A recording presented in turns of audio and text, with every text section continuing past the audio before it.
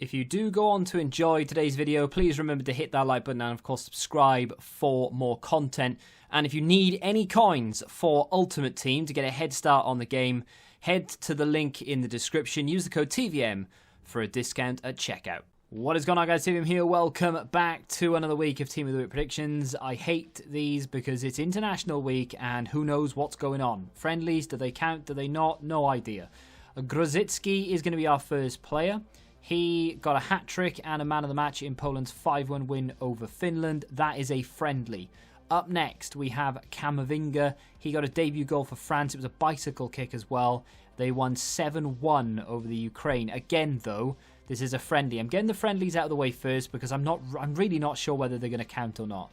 Moving on to Cristante of Roma. Yes, that is the Roma badge. Not the official Roma badge, but it's EA's version. 1 goal, 1 assist, man of the match award in Italy's 6-0 win over Moldova. Once again, I must stress this is a friendly, so it may not count.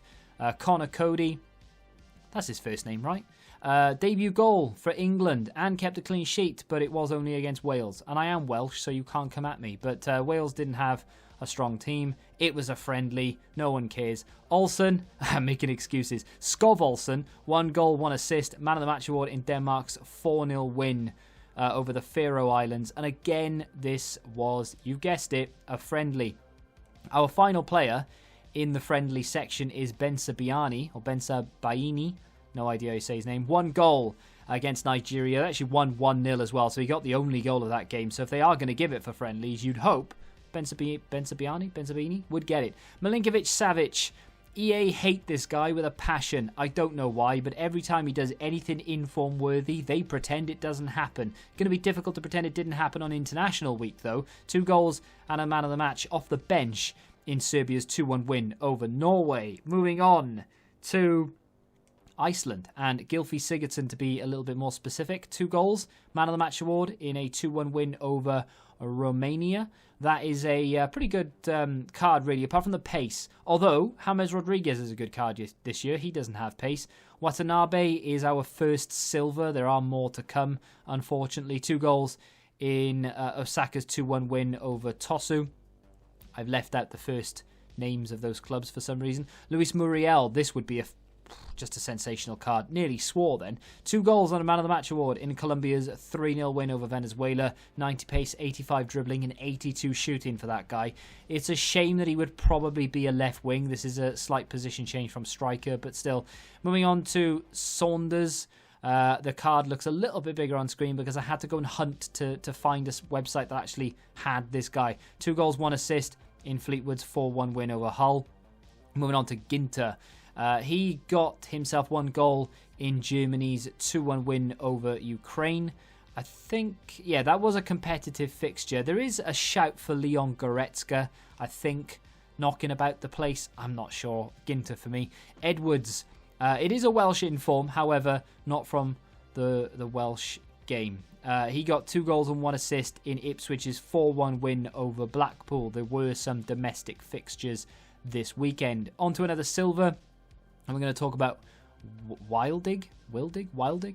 He got 1 goal and 1 assist in Morecambe's 3-2 win over Oldham. Who knows whether EA will actually dish that out or not. Sejc, no idea to say his name. Doesn't look like a great card, to be honest.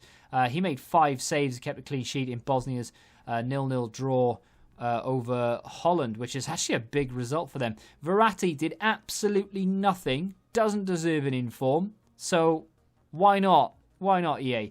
The last time this happened, Verratti played like the worst performance on the pitch. He played like 6.2 or something.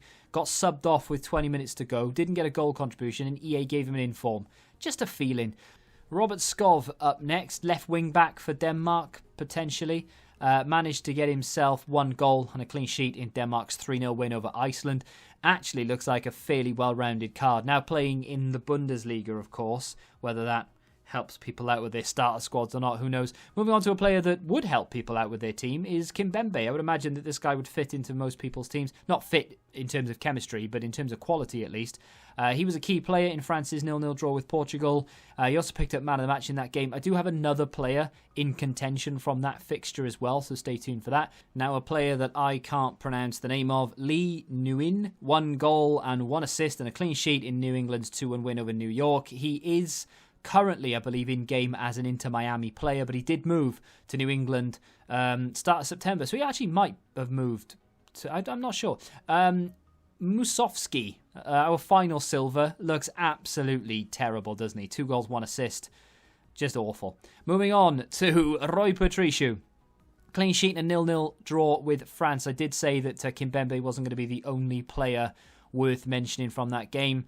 They need a high-rated goalkeeper. We don't have one. They always give one. Rui Patricio is the only goalkeeper I can think of, so there it is.